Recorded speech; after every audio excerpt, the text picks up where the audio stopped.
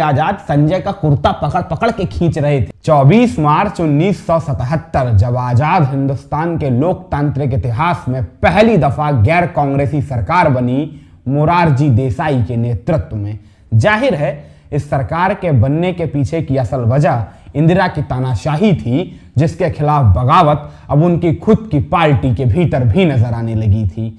आहिस्ता आहिस्ता दिन ब दिन बदतर होते हालातों की परिणति नजर आती है दिसंबर 1977 के दूसरे पखवाड़े में, जब इंदिरा को उनकी खुद की पार्टी कांग्रेस से बेदखल कर दिया जाता है, जिसके बाद 1 जनवरी 1978 को इंदिरा अपनी खुद की नई पार्टी बनाती हैं, इंदिरा कांग्रेस। चुनाव आयोग के समक्ष दल पंजीकरण के लिए जाता है तो आयोग की ओर से इंदिरा के समक्ष बतौर चुनाव निशान 3 विकल्प परोसे जाते हैं। पहला हाथी, दूसरा साइकिल और तीसरा पंजा। और इंदिरा गांधी इन तीनों विकल्पों को लेकर सीधा 2000 किलोमीटर दूर कांची कामकोट पीठ के शंकराचार्य चंद्रशेखरेंद्र सरस्वती की शरण में पहुंच जाती हैं और फिर चंद्रशेखरेंद्र सरस्वती की ही अनुशंसा पर हाथ के पंजे को बतौर चुनाव निशान स्वीकृति प्रदान करती हैं। फिर सीधा नजर गड़ाइए 1979 के दिसंबर के दूसरे पखवाड़े में। देश 7वीं लोकसभा के चुनाव का सामना कर रहा था। संजय गांधी के अभूतपूर्व राजनीतिक कौशल की गवाही देता यह वही लोकसभा का चुनाव था जिसने तमाम तर्कशास्त्रियों के तर्कों को धता बताते हुए इंदिरा की दोबारा सत्ता में वापसी करा दी थी।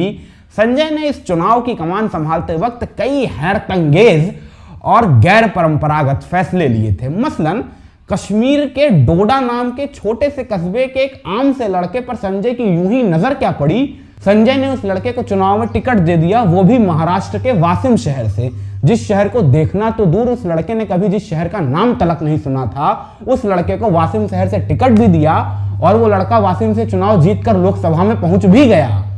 ये कोई और नहीं, गुलाम नबी आजाद थे, जो अपने 40 बरस के सियासी सफर की समाप्ति पर राज्यसभा से विदाई भाषण के दौरान 2 बेहद खूबसूरत और अनसुने किस्से सुना रहे थे। पहला किस्सा आजाद बताते हैं, जब उनका नया नया कश्मीर से दिल्ली आना जाना शुरू भर हुआ था, तब एक दिन यूं ही इंदिरा गांधी जी उनसे मुखातिब हो गई। इंदिरा गांधी जी युवा कार्यकर्ताओं से मिलती रहती थी, तो आजाद से मुखातिब होते वक्त इंदिरा ने लगे हाथ आजाद को नसीहत दे डाली। इंदिरा ने आजाद से कहा, दिल्ली आते हो मगर महज अपनी ही पार्टी के नेताओं तक ही सीमित ना रहना, विपक्षी नेताओं से भी मुलाकातें करते रहना, खास तौर से अटल बिहारी वाजपेयी के आसपास जरूर रहना। बड़े दिल के नेता हैं, उनके साथ रहोगे तो दूर तलक जाओगे। यह अटल और इंदिरा के रागात्मक संबंधों की पहली झलक भर थी, क्योंकि असली कहानी तो गुलाम नबी आजाद अब सुनाने वाले थे।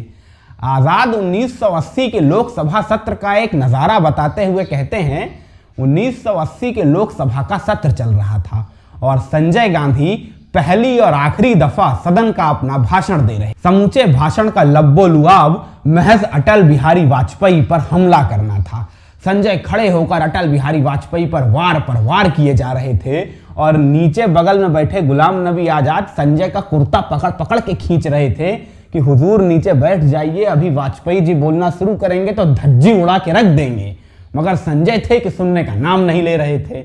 बगल में बैठी इंदिरा भी संजय को इसी मनोभाव से देख रही थी कि बैठ जाओ, चुप रहो, वाजपेयी उठकर खड़े हो जाएंगे तो फिर बड़ी मुश्किल होगी। मगर संजय थे कि किसी की सुनने का नाम ही नहीं ले रहे थे। आमतौर से नेता सदन के पटल पर अटल बिहारी वाजपेयी के खिलाफ व्यक्तिगत आरोप लगाने से बचते थे, मगर संजय ने अपने उस भाषण के दौरान अटल पर ऐसे व्यक्तिगत लांछन लगाए कि समूचे सदन का माहौल तनावपूर्ण हो गया। और जाहिर है ये तल्खी अभी बढ़ने ही वाली थी, क्योंकि वाजपेयी का भाषण अभी बाकी था। तमाम नेताओं की निगाहें वाजपेयी पर एक टक टिकी हुई थी कि वाजपेयी अपने ऊपर लगाए गए इन व्यक्तिगत आरोपों का जवाब किस तरह से देते हैं।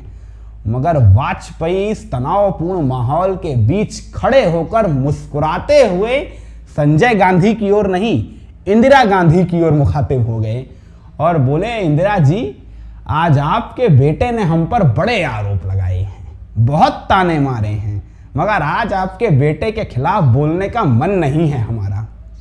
मुस्कुराते हुए वाजपेयी इंदिरा से बोले, पिछले चुनाव में हमने आपके बेटे को मुद्दा बनाया था, तब वो नेता नहीं था, मगर बीते 2 बरस में आपके बेटे ने हमसे गलियों में लड़ाइयाँ लड़ी हैं और गलियों में हमें पटक कर आज वहाँ बैठा है। और आप आज प्रधानमंत्री की कुर्सी पर विराज रही हैं तो सिर्फ और सिर्फ अपने इसी बेटे के पुरुषार्थ के दम पे। आज आपका बेटा नेता है, संजय गांधी का दिन है, तो आज संजय गांधी के खिलाफ एक लफ्ज नहीं। संजय का दिन है तो जो संजय बोलेगा स्वीकार है। अचानक से समूचे सदन में पसरा हुआ तनाव लोगों के चेहरों पर बिखरी मुस्कुराहट के साथ ही छूमंतर हो गया और आप भी अपने चेहरों पर आई हुई इस मुस्कुराहट को जिंदा रखिए, मुस्कुराते रहिए। थोड़ा सा जीवन है, खुश रहिए।